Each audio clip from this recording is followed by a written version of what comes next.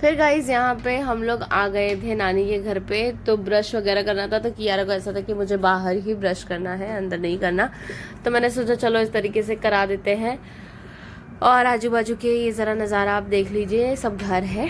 तो यहाँ पे ब्रश वगैरह कराया, और भाई इतनी मैंने मेहनत करी है इसके बाद कि मैं आपको क्या ही बताऊँ।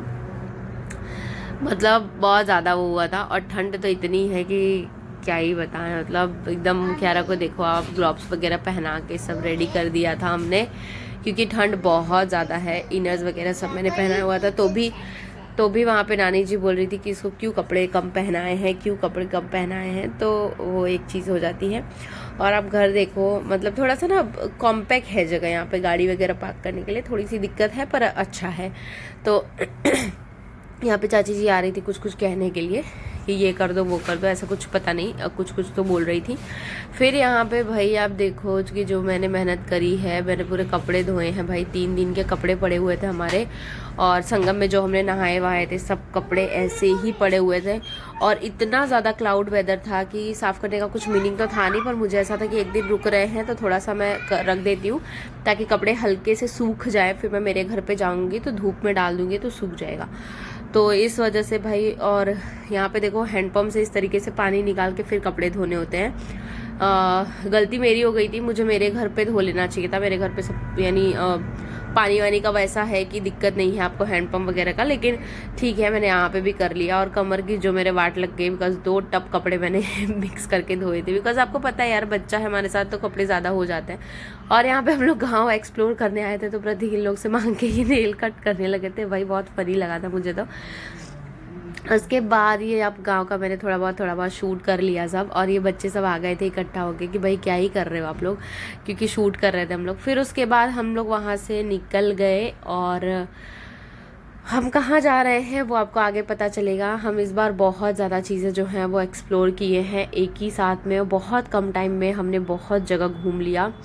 अब अयोध्या का आपने देख लिया, आपने प्रयागराज का देख लिया। अब हम जा रहे हैं यहाँ पे काशी विश्वनाथ जी के मंदिर, क्योंकि मेरे यहाँ से मतलब मेरे मायके से सिर्फ 18 या 20 किलोमीटर है काशी विश्वनाथ। तो इसलिए ये हुआ कि जब यहाँ तक आए हैं तो काशी विश्वनाथ का दर्शन करने तो जाना ही है।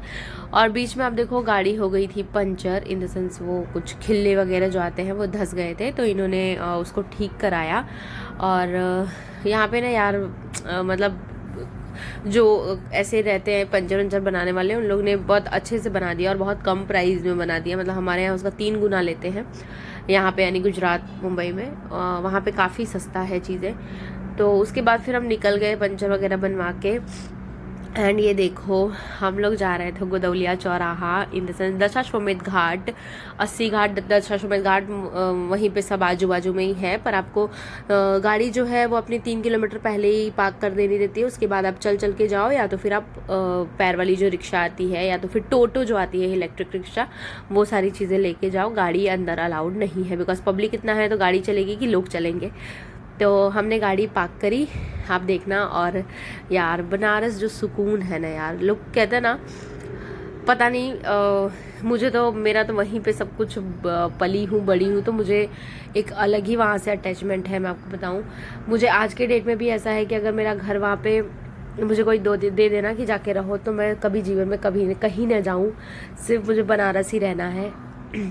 मुझे बहुत पसंद है, मुझे गांव मेरा बनारस मुझे बहुत पसंद है। मुझे कहीं आप कितना भी घुमा दो, ठीक है घूमने की चीज़ें ठीक है, लोग जाते आते हैं हर जगह, पर भाई जो बनारस की वाइब है ना, वो आपको जीवन में कहीं नहीं मिलेगी। आप लिख के ले लो, कहीं नहीं मिलेगी।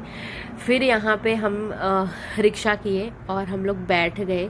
और ये अंकल से तो हम लोग रिक्शा ले भी नहीं रहे थे कि नहीं हमको नहीं बैठना है, बिकॉज भाई इतने एजेड थे, इतना दया आ रही थी। पर वो उन्होंने बहुत इंसिस्ट किया कि नहीं हमारा तो काम है, हम करते हैं इस तरीके से। फिर हम लोग बैठ गए थे, और पतिदेव और चाचा गए थे गाड़ी पार्क करने। गाड़ी पार्क करके उन लोग आए, तो फिर हम लोग निकल गए काशी विश्वनाथ जी के दर्शन करने। और आगे के जो वीडियो है वो बाद में आएंगे, यानी कल आएंगे, क्योंकि एक ही साथ भाई बहुत ज़्यादा वीडियोस हो जा रहे हैं, नहीं हो पा रहा है। तो कितना एक ही साथ मैं डाल दूंगी, आप एक साथ देख भी नहीं पाओगे वीडियोस।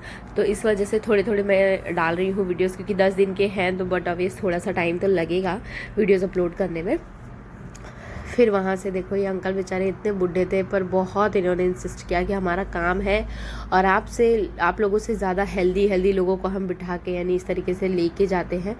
तो फिर हमने कहा चलो भाई ठीक है। और मैं आपको बताऊँ आधे किलोमीटर, सिर्फ आधे किलोमीटर जाने का इन्होंने हमसे चार्ज किया था 100 रुपये। तो ठीक है यार, लेकिन इतना मेहनत करते हैं तो 100 रुपये तो कुछ भी नहीं है उस चीज़ के आगे। और ये है भाई बनारस की गलियाँ। ओह माय गॉड, मतलब मैं आपको क्या बताऊँ कि मुझे क्या फीलिंग आती है यहाँ पे। और मेरी बेटी सेम मेरी तरह है, उसको भी बनारस और गांव से इतना अटैचमेंट है, इतना लगाव है कि वो भी आना ही नहीं चाहती। जब हम लोग जाते हैं ना तो वो आना ही नहीं चाहती है मतलब इधर। मुझे तो मतलब मेरा तो वही बचपन बड़ा मतलब हुआ है, तो मुझे तो क्या ही बताऊँ यार, मुझे बहुत इमोशनल लगता है जब मैं आने के लिए सोचती हूँ ना। तो मुझे तो ऐसा होता है कि ये बनारस की तंग गलियाँ सब छूट जाएंगी मेरे से, मतलब बहुत अच्छी लगती है मुझे कोई कह दे कि वहीं रह जाओ तो लिटरली यार बहुत अच्छा है।